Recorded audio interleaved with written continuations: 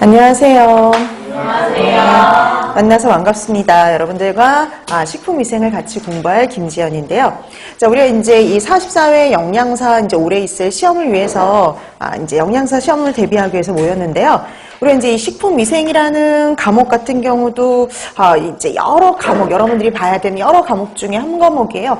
영양사 시험이 마냥 또 이렇게 쉽지만은 않은 게 과목 수가 되게 많지요. 10과목이나 돼요. 실제로 보면. 이게 합쳐져 있어서 그렇지 각계로 봤을 때 따로 놓고 봤을 때는요. 과목이 10과목이나 돼서 그걸 다 공부해야 되기 때문에 마냥 쉽지만은 또 않습니다. 근데 분량 차이는 조금씩 있죠. 그러니까 좀 더 시험 문제에 많이 문항수가 출제되는 것들은 또 분량도 많아져요. 어쩔 수 없는 상황인데 식품위생 같은 경우에는 그래도 분량이 그렇게 많은 편이 아닙니다. 그래서 여러분들이 이론을 보시면은요. 그렇게 책이 그렇게 다른 거에 비해서 두껍지가 않은 편이에요. 네. 그 다음에 이제 여러분들이 조금만 노력을 하시면 거의 다 맞을 정도로 문제가 되게 단순하게 나와요. 그래서 주요한 사항들을 여러분들이 잘만 정리를 하시면 좋은 점수를 획득하실 수가 있습니다. 그렇다고 공부를 안 하고 그냥 이렇게 풀었는데 잘 나왔다. 그건 있을 수는 없는 거죠. 근데 여러분들이 배워야 될 거, 반드시 알아야 될 거, 그것만 잘 숙지해도요. 좋은 성적을 거둘 수가 있어요.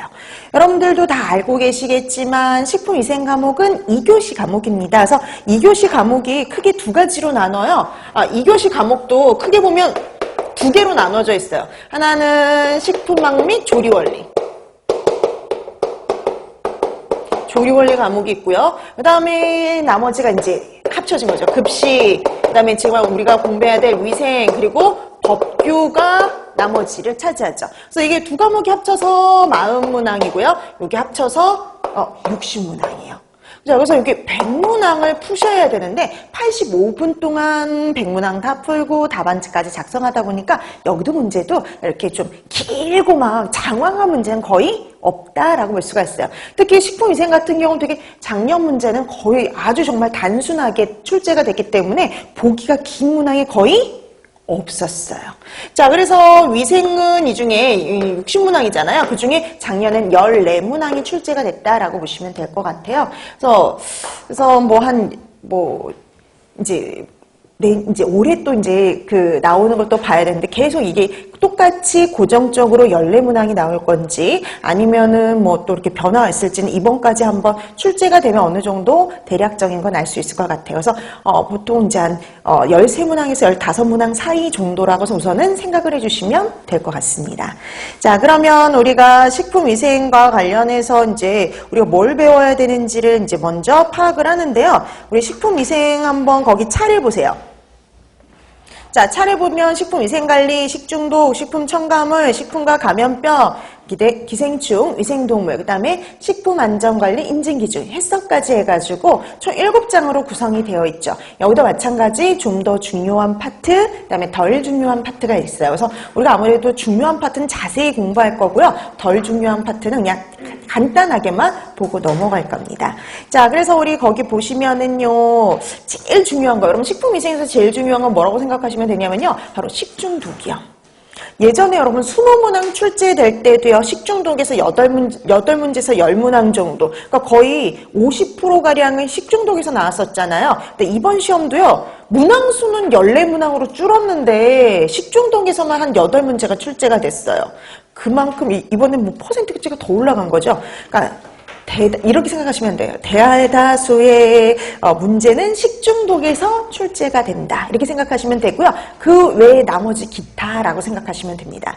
자, 그래서 대다수의 문제는 식중독에서 출제가 되고요. 그 다음에 감염병에서 하나, 기생충에서 하나, 안전관리 인증기 중에서 하나예요. 그리고 그 다음에 이제 3장에 있는 식품 첨가물과 위생동물 파트는요. 아예 안 나오는 건 아닌데 매년 나오지가 않아요.